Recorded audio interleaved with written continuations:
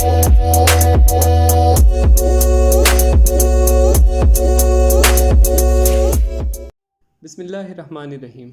Channel फैक्टिवल में खुश आमदीद। नाजरीन, आज की ये कहानी दूसरी जंग अजीम में हिस्सा लेने वाले हीरो ओनोडा की है। वो जापानी अफसर जो कि 29 साल तक अकेले जंग लड़ता रहा जबकि जापान हथियार डाल चुका था, लेकिन हीरो ओनोडा को इस बात का इल्म नहीं था और वो अपने सीनियर अफसर से मिले हुए अहकाम की पासदारी करता रहा और फिलिपीन के जंगलों में इंतहाई मुश्किल हालात में 29 साल तक किसी तरह जिंदा रहा। आइए जानते हैं हीरो ओनोडा की कहानी के बारे में, जिसने दुनिया भर में तहलका मचा दिया। मज़ीद आगे बढ़ने से पहले चैनल को सब्सक्राइब ज़रूर कर लें और बेल आइकन को प्रेस कर लें। नाजरीन, जापान के लोग अपनी सख्त जान और मार्शल आर्ट्स की वजह से दुनिया भर में मशहूर हैं। इसके साथ ही ये एक इंतहाई महज़्ज़ब और वतन से मोहब्बत करने वाली कौम भी है। इस बात का अमली सबूत हीरो ओनोडा ने वर्ल्ड वॉर 2 में दिया, जब उनके सीनियर अफसर ने उन्हें हुक्म दिया कि फ़िलिपीन के जंगलों में अपने फ़ौजियों के साथ रहो और गोरिल्ला वॉर लड़ते हुए दुश्मनों का सफाया कर दो और तब तक लड़ो जब तक जिस्म में जान बाकी है। हीरो ओनोडा 1944 में लुबांग आइलैंड फ़िलीपींस पहुँचे, जहाँ वो अपने फ़ौजी टुकड़ी के साथ मिले और जंग लड़ना शुरू की। उनका मकसद था दुश्मनों के इलाकों में घुसना और उनके कैंप्स को तबाह करना। उसके अलावा दुश्मन के बहरी जहाज़ों पर नज़र रखना भी उनकी ज़िम्मेदारी थी। अगस्त 1945 में इंपीरियल आर्मी की जानिब से बड़े हमले हुए। इस दौरान ओनोडा के कई साथी भाग निकले, लेकिन ओनोडा वहीं मौजूद रहा और दुश्मनों से लड़ता रहा।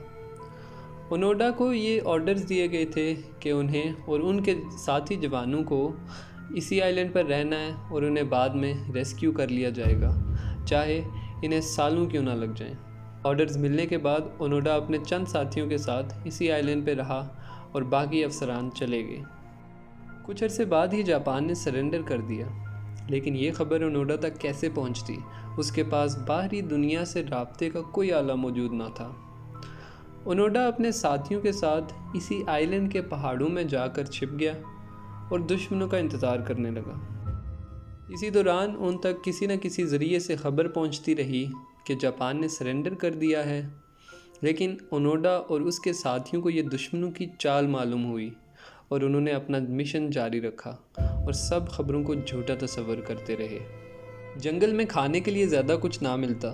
खाने के नाम पर सिर्फ कोकोनट और केले मिलते और कभी कभी वो पालतू जानवर चुरा लेते और उन्हें पका कर खा लेते। इसी तरह 29 साल गुजर गए। गांव वाले अक्सर ही जंगल में जाते रहते थे। एक मर्तबा कुछ बदकिस्मत गांव वाले जब ओनोडा और उसके साथी के सामने आए तो ओनोडा और उसके साथी ने मासूम गांव वालों को दुश्मन समझकर कत्ल कर दिया। इस वाक़ये के बाद गांव वालों में खौफ और खिरास फैल गया और पुलिस इस वाक़ये की तहकीकात के लिए जंगल में जा पहुंची। पुलिस वालों का सामना ओनोडा और उसके साथियों से हुआ। इस पर ओनोडा और उसके साथियों ने उन्हें दुश्मन समझकर उन पर गोलियां बरसा दी और जवाबी कार्रवाई में ओनोडा के सारे साथी मारे गए। इसी दौरान एक जापानी एडवेंचरर नोरायो सुजुकी का लुबांग आइलैंड से गुज़र हुआ और खुशकिस्मती से उसकी मुलाकात ओनोडा से हुई।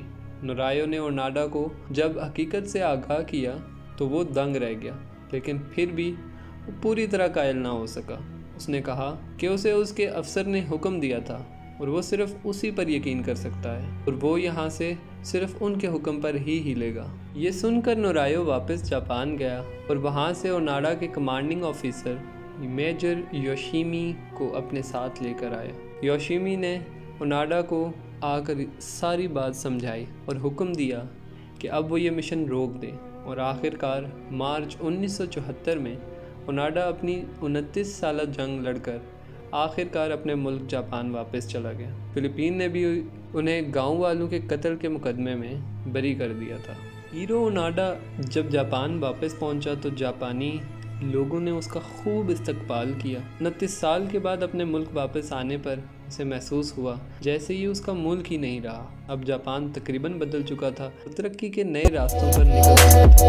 अगर आपको हमारी ये वीडियो पसंद आई हो तो वीडियो को लाइक जरूर करें, शेयर करें, चैनल को सब्सक्राइब करें और अपने कमेंट से हमें